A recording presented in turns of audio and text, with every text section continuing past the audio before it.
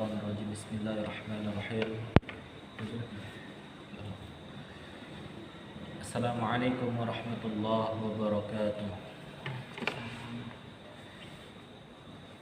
إن الحمد لله نحمده ونستعينه ونستغفره ونعوذ بالله من شرور أنفسنا ومن سيئات أعمالنا من يهده الله فلا مضل له ومن يضلل فلا هادي له أشهد أن لا إله إلا الله وأشهد أن محمدا عبده ورسوله لا نبي بعده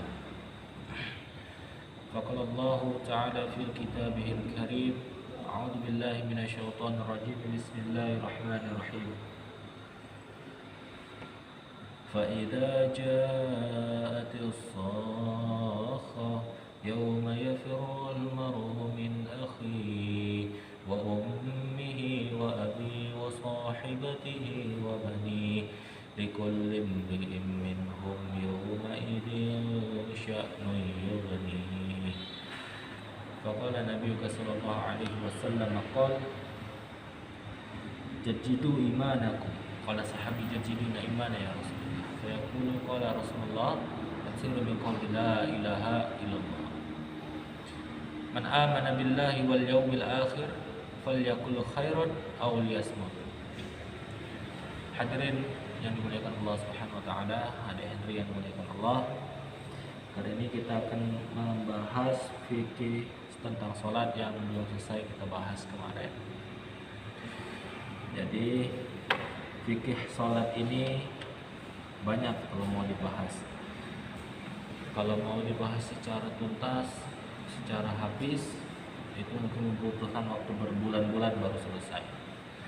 Tapi kalau misalnya kita ingin mengambil secara ringkas, ya kita pakai secara ringkas. Kita gunakan fikih sholatnya nggak harus secara Muhammadiyah atau NU. Yang penting sekarang kita tahu dulu ilmu-ilmunya mana yang baik, mana yang nggak baik, mana yang dalilnya jelas dan mana yang nggak jelas. Jadi kita akan mulai belajar dari mulai fikih salat ini, yaitu yang pertama niat. Yang paling penting dari salat itu adalah niat. Selain Al-Fatihah, itu adalah niat. Karena apa? Karena niat itu menentukan amal kita. Innamal a'malu binniyat. Sesungguhnya amal itu tergantung niat kita. Jadi kalau niat kita datang ke masjid ingin ke WC, kencing atau cuman untuk pup, itu berarti niatnya cuma itu, nggak dapat pahala. Tapi kalau kita datang ke masjid niatnya untuk sholat isya kah, sholat maghrib kah, atau sholat subuh kah, insya Allah kita akan dapat pahala. Nah, ketika kita sholat, kita baca usalli, misalnya apa, fardol kayak sekarang maghribi salasa raka'atain mustaqbilal qiblati adaan imaman wal ma'muman lillahi ta'ala. Itu niatnya. Boleh juga dipakai niat yang bahasa Indonesia kalau misalnya kita nggak bisa bahasa Arab atau nggak hafal yang Arab. Ya Allah, sengaja aku sholat maghrib 3 rakaat untuk melaksanakan sholat fardu maghrib 3 rakaat karenamu ya Allah sebagai imam atau makmum lillahi ta'ala. Ya kurang lebih kayak gitulah bahasa Indonesianya. Nggak apa-apa, pakai bahasa dusun juga nggak apa-apa. Yang penting kita sholat dan niatnya jelas untuk sholat isya. Yang salah tuh nggak sholat. Tuh kemarin kita udah bahas bab tentang wudhu. Nanti besok kita bahas lanjut ke Al-Quran insya Allah. Sekarang kita bahas dulu yang fikih sholat, mulai dari bacaan, mulai dari niat tadi, terus masuk setelah niat itu mulai yang pertama sebelum sholat itu kita niat, sudah niat kita angkat tangan kita, yaitu takbir. Takbirnya ada banyak sih sebenarnya caranya. Ada yang di depan dada, ada yang di bawah telinga, ada yang sejajar dengan telinga. Tapi yang sering dipakai atau yang Imam Syafi'i itu di depan dada. Allahu Akbar. Tangan ini, yang ini nih menggenggam pergelangan tangan. Nampak kan? Menggenggam pergelangan tangan. Ini. Allahu Akbar. Sudah niat tadi ya. Baru setelah takbir tangan digenggam, terus masuk ke bacaan salat. Kalau dari Muhammadiyah, Allahumma ba'id baini wa baina, dan seterusnya. Kalau misalnya NU, Allahu akbar kabirau, dan seterusnya. Itu kalau NU. Terserah memakai yang mana, bebas.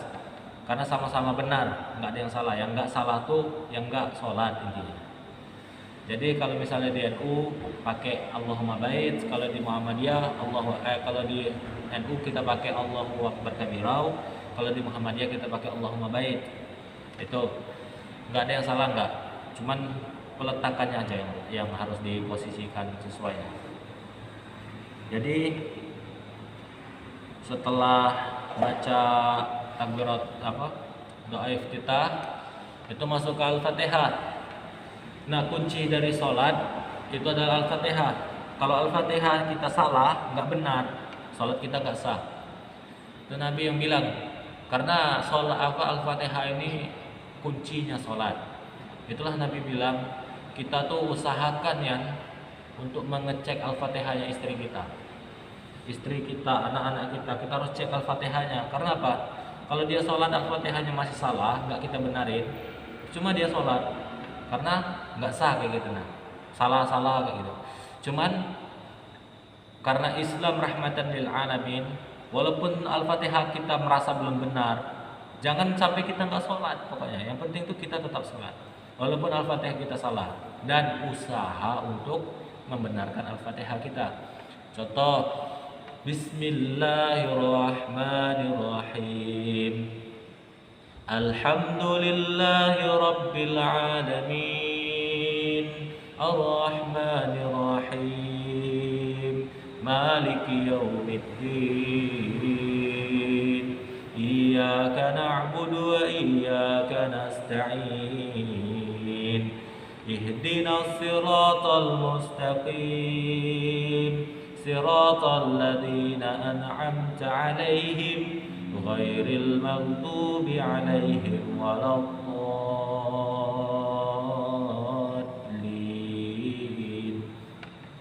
Itu Al-Fatihah yang kurang lebih kayak gitu. Baca Al-Fatihah, usahakan anak istri kita tuh didengarin Al-Fatihahnya. Kalau misalnya salah kita benarkan, kalau kita juga salah kita datang ke Ustadz, belajar gimana Ustadz cara membaca Al-Fatihah yang benar. Paling enggak itu dalam salat kita ini cuma Al-Fatihah aja yang benar udah cukup. Paling enggak dalam salat kita. Karena apa? Karena salat itu perlu diperbaiki terus dan terus. Perbaiki salat, perbanyak salat. Karena apa? Karena kalau salat kita enggak diperbaiki, itulah enggak ada respon dari salat kita nih. Apakah kita setelah salat ini diri kita tuh jadi makin lebih baik atau nggak ada berubah gitu. Karena apa? Karena sholat kita tuh nggak di-upgrade, nggak diperbaikin. Contoh dari bacaan, dari dulu sholat sampai sekarang bacaan itu aja nggak ada perubahan, nggak ada mau belajar lagi. Misalnya dia ngaji terakhir habis SMP, tamat SMP dia ngaji. Setelah itu tidak pernah lagi. Dia merasa Al-Fatihahnya udah benar, padahal kalau orang dengarnya salah. Nah, itu harus di-upgrade Al-Fatihahnya, salatnya diperbaiki, diperbanyak lagi salatnya, belajar, hafalannya diperbanyak juga. Insyaallah dengan sendirinya salat itu akan merubah dirinya dari akhlak-akhlak yang buruk. Itu Al-Fatihah kurang lebih kayak tadi ya, bacaannya yang saya enggak bilang yang saya benar, cuman kurang lebih kayak gitu. Dengan hukum makhrijul huruf, tajwidnya itu harus jelas. Insyaallah besok kita bahas Al-Quran, insyaallah, kalau enggak ganti materi ya. Terus setelah Al-Fatihah itu kita membaca, kan otomatis makmum kan ngomong amin. Nah, dalam mazhab Imam Syafi'i itu disunnahkan untuk berhenti sebentar. Setelah amin, makmum membaca Al-Fatihah. Sir tapi Bismillahirrahmanirrahim. Alhamdulillahirrahmanirrahim. Kira-kira imam diam, berhenti sejenak, kira-kira lah sampai makmum selesai baca Al-Fatihah, baru dia lanjut baca Bismillahirrahmanirrahim. Qul huwallahu ahad, dan seterusnya. sampai selesai ayat pendek, surat pendek kah? Surat pendek atau surat panjang nggak apa-apa, bebas. Tergantung kondisi juga. Kalau kondisi makmum banyak orang tua, itu bukan disunahkan, dianjurkan suratnya pendek-pendek aja. Tapi lebih bagus lagi banyak orang tua tapi dia mau surat panjang-panjang. Karena apa? Karena dia udah merasa umurnya tuh udah mau habis, jadi dia mau banyak amal. Itu yang lebih bagus lagi. Jadi setelah membaca surat pendek, itu kan kita ruku. Allahu Akbar. Kita ruku tuh ada caranya.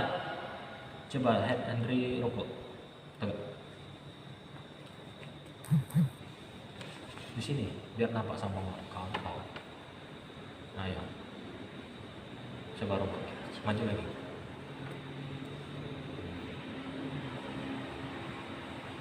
Itu ruku ya.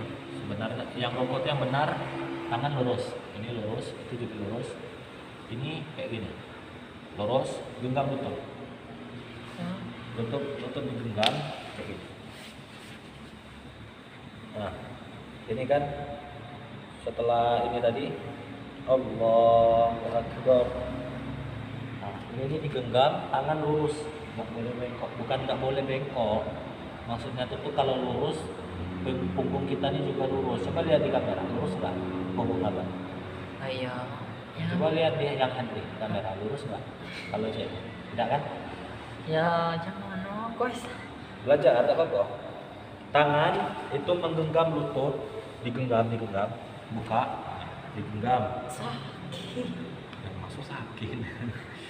Digenggam, terus coba. Tangannya lurus, ininya. Ini lurus. Ikor tidak lurus. Ikor. Ya, itu lurus. Sakit. Ya, terbiasa Pak, lama-lama karena kita semua bisa karena terbiasa. Itu tidak betul sama betul. Bukan tidak betul, dibetulkan itu kan tadi bahasanya di-upgrade lagi sholatnya, diperbaiki.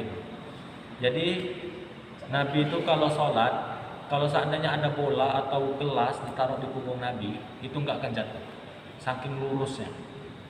Tapi kalau misalnya kita nggak benar cara rukunya, kan ada orang yang nyentuh apa megang tulang kering ini kan, kalau sholat tuh itu kan otomatis dia kayak gini, bukan kayak gini. Nah kalau dia kayak gini, taruh air, jangankan air, taruh lidi aja pastinya jatuh turun. Tapi kalau misalnya lurus, otomatis nggak akan jatuh. Itu Nabi ajarkan lurus punggungnya, caranya digenggam lutut, tangannya lurus, dan pandangan menghadap ke tempat sujud. Itu tadi ruku. Terus Sami Allahu liman hamidah. Nah, Sami Allahu liman hamidah ini makmum tidak perlu lagi baca Sami Allahu liman hamidah lagi, karena kan banyak kan kita dengar kadang imam bilang Sami Allahu liman hamidah, makmum itu juga ngomong Sami Allahu liman hamidah. Tapi kalau kita dalam hati dong. Dalam hati sebenarnya yang bagus itu langsung aja setelah imam ngomong Sami Allahu liman hamidah, itu makmum langsung ngomong Rabbana walakal hamd, atau yang lebih bagusnya lagi, yang lebih panjangnya lagi, yang kata Nabi ketika Nabi jalan itu Nabi melihat ada sahabat sholat terus ada malaikat berebut ayat yang dibacanya. Nabi tanya, apa yang kamu baca? Kata sahabat nih, saya rukuk tadi membaca Rabbana walakal hamdu hamdan katsiran thayyiban mubarakan fih mubarakan alaih. Itu. Jadi Sami Allahu liman hamidah. Makmum tidak perlu lagi ngomong Sami Allah juga, langsung makmum ngomong dan imam Sami Allahu liman hamidah. Rabbana walakal hamdu hamdan katsiran thayyiban mubarakan fih. Itu selesai. Masih ada yang lebih panjang lagi, tapi abang nggak hafal yang panjangnya lagi. Abang biasanya pakai yang hamdan katsiran thayyiban mubarakan fih mubarakan alaih. Terus selesai baca itu, ya kalau mau yakin, insya Allah itu kata-kata itu sedang diperbutin sama malaikat. Terus sujud, turun. Cara turun sujud itu ada juga caranya. Ada yang lutut duluan, ada yang tangan duluan.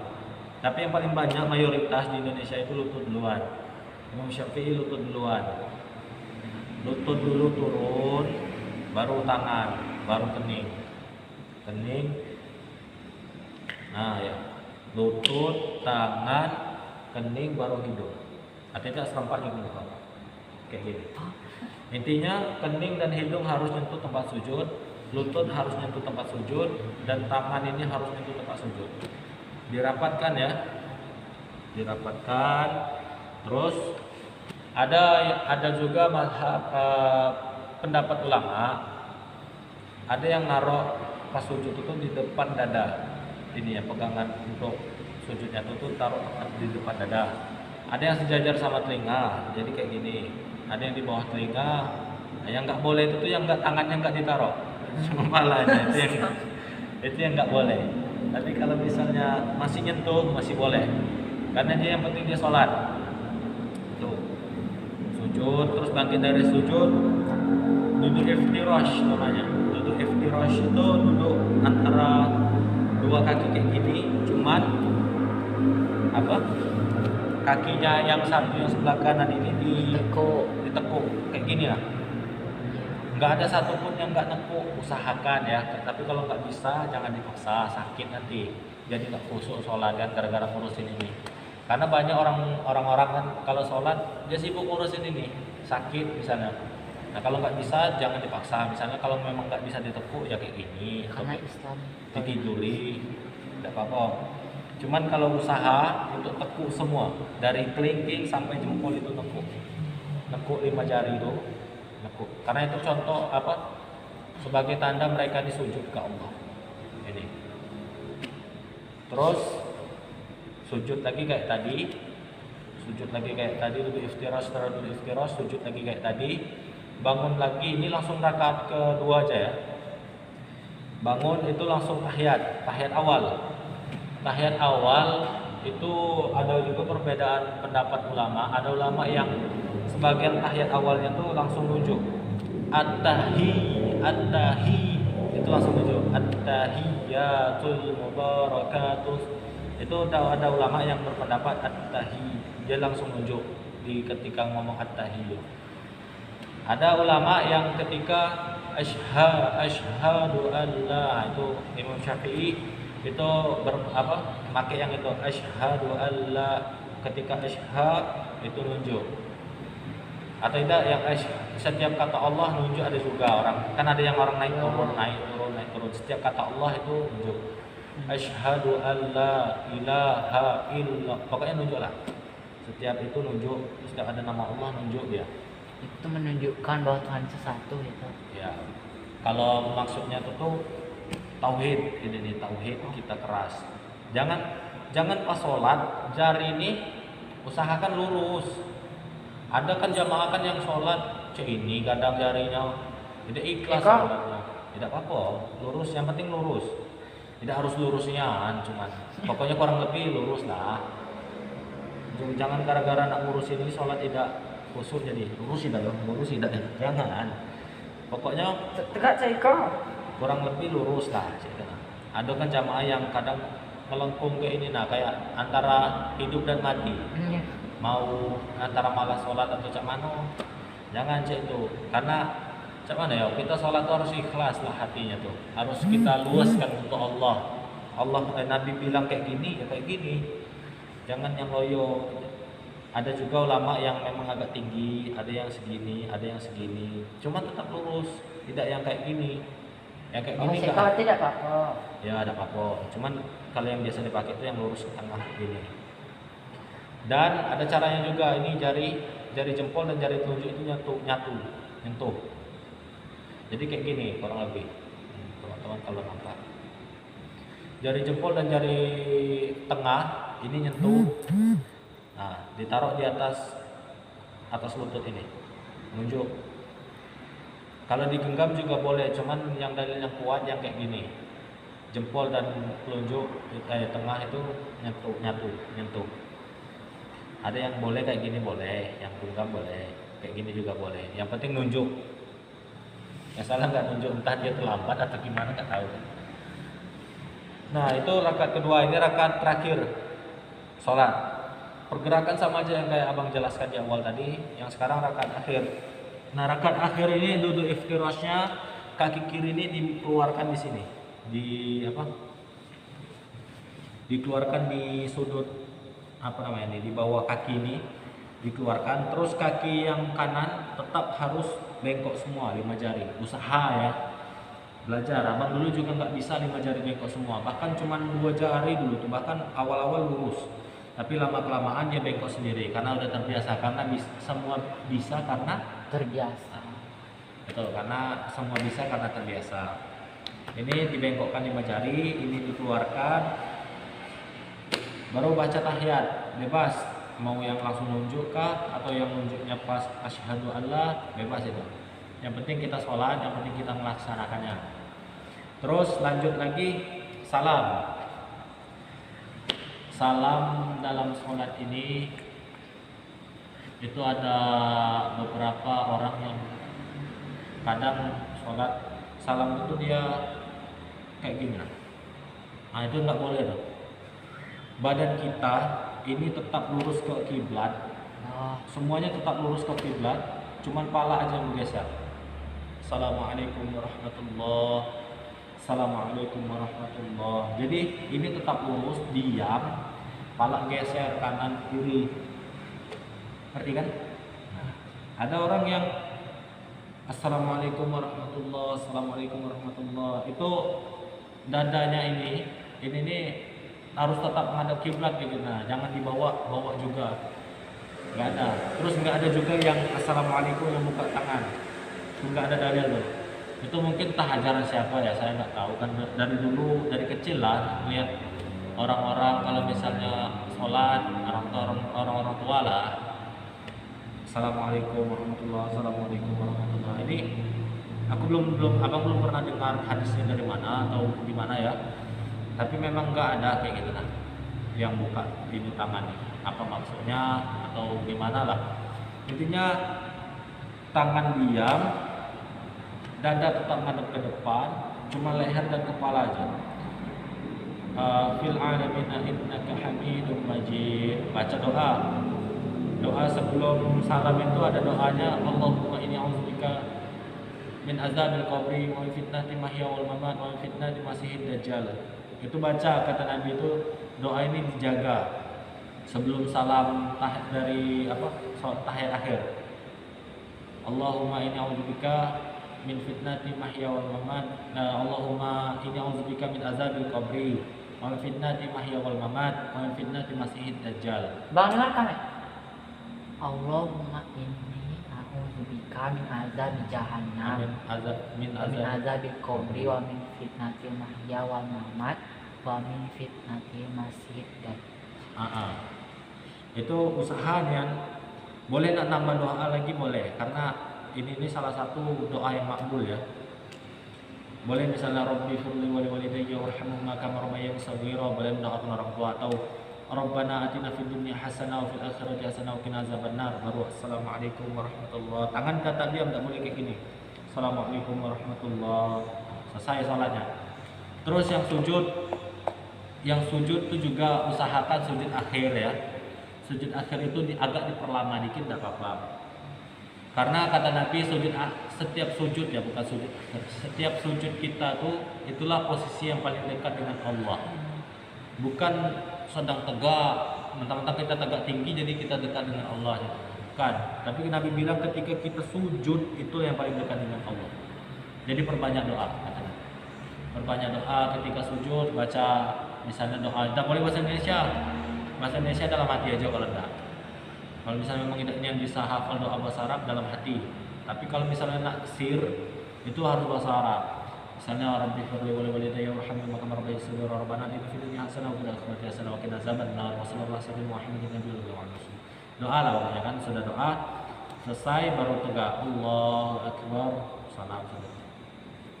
Itu kurang lebih fikih salat yang kita rangkum ya, karena enggak akan cukup waktunya. Ini bentar lagi juga salat Isya. Bacaan-bacaannya ya kurang lebih sama lah seperti yang sering kita baca sujud. Itu kalau NU bacanya subhana rabbil a'la wa bihamdi, subhana rabbil a'la wa bihamdi, subhana rabbil a'la wa bihamdi 3 kali. Kalau ruku NU membaca subhana rabbil azim wa bihamdi, subhana rabbil azim wa bihamdi, subhana rabbil azim wa bihamdi. Kalau Muhammadiyah apa? Subhanakallahumma rabbana wa bihamdika Allahumma ghfirli. Kalau sujud Itu juga. sama, satu kali ya. Nah, kalau Muhammadiyah kayak gitu. Jadi itu yang sujud dan yang ruku. Kalau yang Allahumma bait itu silahkan hafal sendiri tergantung ormas masing-masing. Mau Muhammadiyah atau NU atau apalah yang masih ada ya kan. Ya, kurang lebih itulah yang bisa Abang sampaikan. Yang salahnya itu datang dari diri Abang sendiri, yang benar itu datang ya dari Allah. Untuk teman-teman juga, jika ada pertanyaan silakan tanya di kolom komentar. Abang mengucapkan salam, mohon maaf, billahi fisabilil haq, fastabiqul khairat. Assalamualaikum warahmatullahi wabarakatuh. Waalaikumsalam. Kita baca doa kifaratul majlis sebelum tutup majelis. Subhanallahumma wa bihamdi, subhanakallahumma wa bihamdika, asyhadu an la ilaha illa anta, astaghfiruka wa atubu ilaik. Astagfirullah. Alhamdulillah.